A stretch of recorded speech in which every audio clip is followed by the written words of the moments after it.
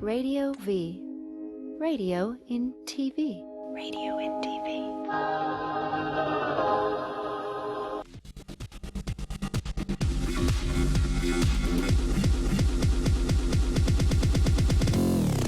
Yeah. Welcome back to the Drop Show, everybody. Here with Eddie Izm. Yo. Yeah. So, just teased it, and the fact is that, yes, it was very popular music. It's good pop music, but like you just said, what was the quote again? I just got out of a Mexican prison. I can write whatever pop I want, right? Was that? That's pretty much it, what I said. okay. But I said it with a lot more like gravitas at the time because the Then give cameras it. were off. I was like, "What the fuck, man? What are you playing this shit? You try to drop that after I talk about metal? Nigga, I just got out of Mexican prison. I got contact I can do with this everything shit." I want. The half black in me can say the N word just a little bit. Oh. Yeah. Okay. Yeah. It's a nigga. I didn't say that. I mean, That's all one word. it's fine. Yeah. No one cares anymore. No. Well, actually, no. No, people do care. People do care. Yeah. Yeah. Just ask But Kramer I about that one. personally, but he's. Yeah, no. So, He never even had like a quarter black person live on his couch. So No.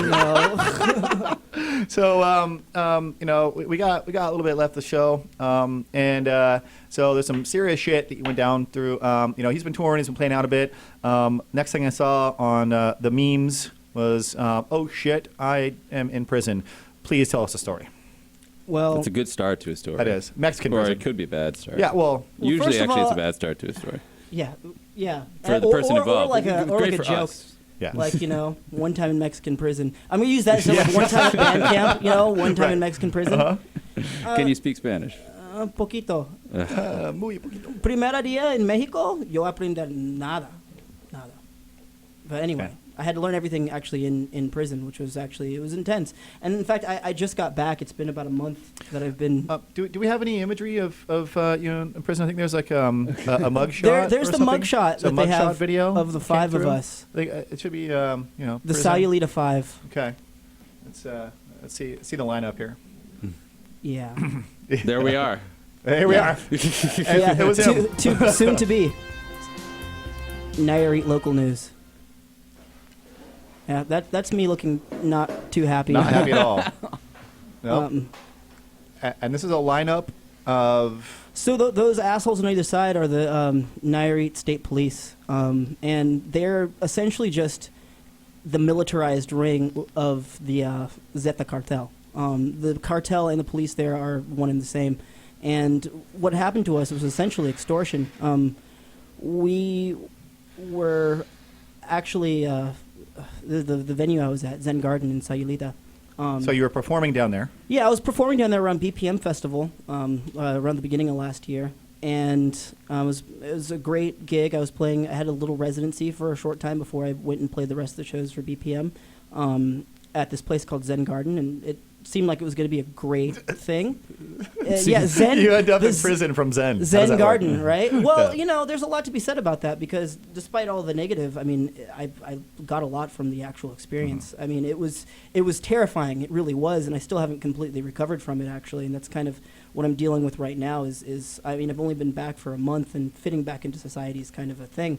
But the long and short of it was we just got done with a party there at the venue, and there's on-site staff housing at the venue, and some high machismoed out cartel douchebags who happened to be armed over a dispute with some other people I had nothing to do with, kicked down the door and tried to kill us, and we defended ourselves.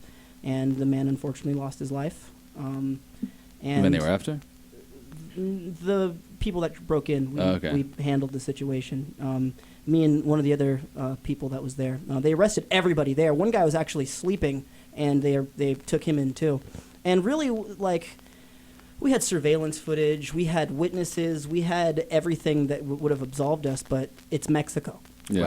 And Yeah. when they came in, all they saw was, oh, look at all this gear, and look at this place. Like, we can get a lot of money out of these people. And I lost everything. I lost my computer, my external hard drives. They just stole. The police just stole everything. And we thought this is obvious that we didn't do anything. I mean, we defended ourselves, Right. and it was already terrifying that, I had to like physically like, take care of somebody, but it was even more terrifying. The next thing you know, you have, fully automatic weapons in your face, and like you're being like taken down jungle roads, like going, 60 miles an hour down unpaved roads with dudes that have fully automatic weapons pointed at you without the safeties on. And you're like, I'm just going to die. I'm just going to be sprayed with bullets right now. Wow. So they're just like kind of like this, and like there's bullet holes, and yeah.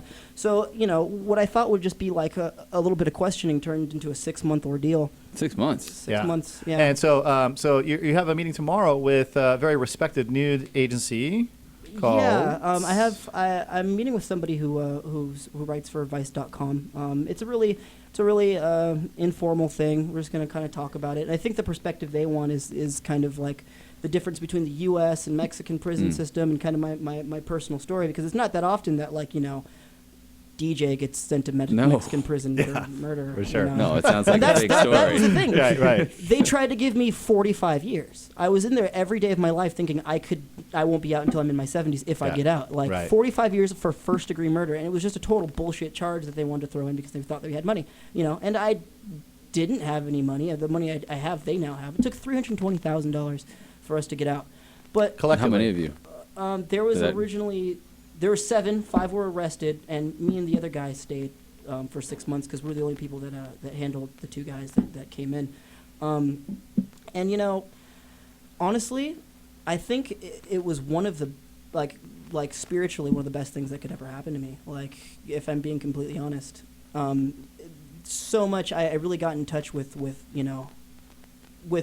the human struggle with suffering, because there's a lot of people in there. Like, I was among the most socially undesirable population in an already third world country, and you learn a lot in that situation. And I learned a lot about where I want to head as a musician and what I want to do with what I do, and that's why I'm working more with independent artists, because if I wasn't an independent artist doing this, it probably wouldn't have happened.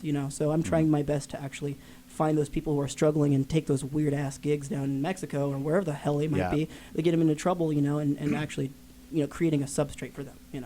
So it's a crazy thing to readjust from. I think I'm still a little shocked, like culture shocked and everything else. Sure. But at the same time, I have a new sense of motivation, to actually do cool shit.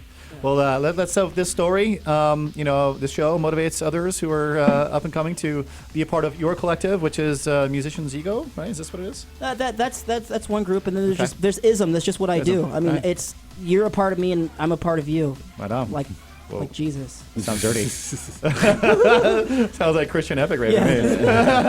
All right, guys, thanks for tuning into The Drop Show. Izm, thanks for joining us. Yeah, thank you. It was awesome. All right. Right on.